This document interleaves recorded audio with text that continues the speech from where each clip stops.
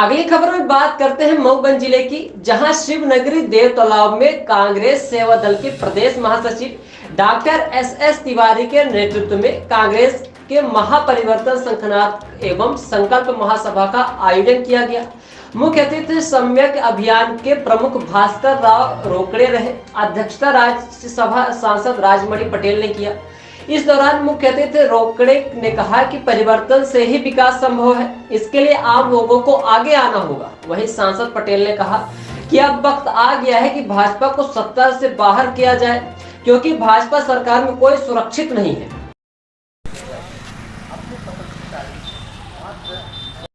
Congress party जिसका कोई विकल्प नहीं था, आज अगर इस हालत में आई है तो उसका भी कोई न कोई कारण, उस कारण को भी हमें जानना चाहिए।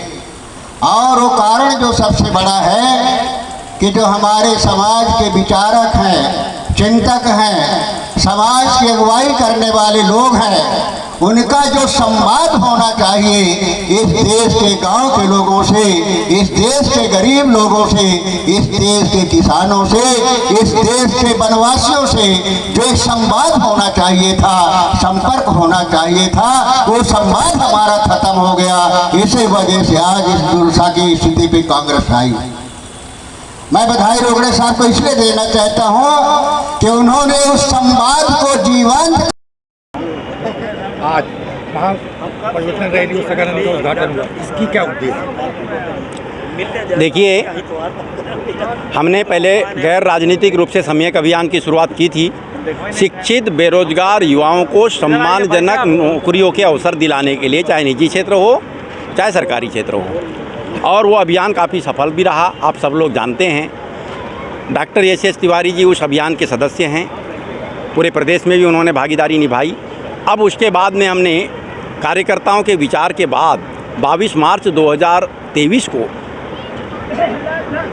कांग्रेस पार्टी में शामिल होने का निर्णय लिया पूरे अभियान के साथ। और कांग्रेस पार्टी के राष्ट्रीय नेताओं ने, प्रदेश के नेतृत्व ने इस बात को स्वीकार किया कि युवाओं के हितार्थ सम्यक अभियान के सारे मुद्दों को लागू किया जाएगा कांग्रेस की सरकार बनने पर।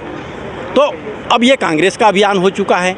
कांग्रेस का अभियान होने के बाद में पूरे प्रदेश में हमारे कार्यक्रम चल रहे हैं। कांग्रेस के कार्यकर्ताओं को, युवाओं को हम ये संदेश दे रहे हैं कि कांग्रेस की सरकार बनने पर 58 साल सेवानिवृत्ति आयु लागू की जाएगी। इससे 5,30,000 युवाओं के लिए रोजगार के, नौकरी के अवसर सृजित हो जाएंगे। कांग्रेस की सरकार बनने पर न्यूनतम वेतन अधिनियम लागू किया जाएगा, जिससे निजी और सरकारी क्षेत्र में एक समान वेतन की व्यवस्था हो जाएगी। कांग्रेस की सरकार बनने पर आउटसोर्सिंग प्रणाली तत्काल बंद कर दी जाएगी। 9,80,000 पद सृजित होंगे। कांग्रेस की सरकार बनने पर 8 घंटे की शिफ्ट ड्यूटी पुनः बहाल होगी। कांग्रेस की सरकार बनने पर पुराने जो अधिनियम हैं लेबर के, वो पुनः लागू होंगे। कांग्रेस की सरकार बनने पर आबादी के अनुपात में आरक्षण लागू होने के साथ साथ एक्सीलेंस कैटेगरी के लिए 10% आरक्षण लागू होगा। और कांग्रेस की सरकार बनने पर industry centric community farming system लागू करते हुए किसानों की आय 2 से 10 गुना बढ़ाने और उनके बच्चों के लिए रोजगार के 100% अवसर दिलाने की व्यवस्था सुनिश्चित होगी। जिस तरह पूरे प्रदेश में भी आप लोगों ने दौरा किया जी, और कांग्रेस पार्टी के इसमें जोर शोर से प्रचार हो रहा है, तो आपका पहले वाला तो सोने अधिकार वाली रैली समाप्त हो गया, वो इसके बारे में क्या? सम्यक अभियान पहले का समाप्त नहीं हुआ, बल्कि सम्यक अभियान अब कांग्रेस के अभियान के साथ जुड़कर महाअभियान बन चुका है। क्या बात? तो ये समय मान लिया जाए विलय हो गया कांग्रेस में? हाँ, कांग्रेस का प्रचार करेगा, बिल्कुल करेगा। अब मैं कांग्रेस का हूँ, मेरा सम्यक अभियान कांग्रेस का है। कांग्रेस के बड़े नेताओं ने संकल्प लिया है कि सम्यक अभियान के सारे मुद्दों को लागू करेंगे। मैं हमेशा युवाओं के साथ था, साथ हूँ, साथ रहूँगा। 1 जनवरी 2024 को ही सरकार का संकल्प जारी हो जाएगा। उसके बाद सनय सनय जितनी भी बातें रखी गई हैं उन सब को लागू करने के लिए सरकार संकल्पित होगी। आज महारैली परिवर्तन सकारात्मक, जिस तरह इन्होंने बताया, कांग्रेस को कहां तक सफल कर पाई? देखिए, जो मुद्दे सम्यक अभियान के हैं वो मुद्दे किसी संगठन के, किसी व्यक्ति के नहीं हैं।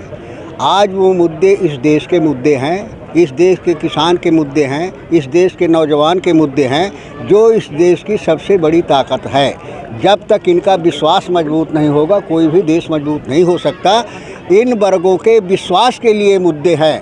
और जिसको कांग्रेस पार्टी की सरकार बनने के बाद सरकार उसको लागू करने का मन बनाया है, वचन दिया है, निश्चित रूप से एक आदर्श समाज और एक आदर्श राष्ट्र का निर्माण होगा। इसके दिशा में जो प्रयास हो रहा है बहुत ही प्रशंसनीय है, सराहनीय।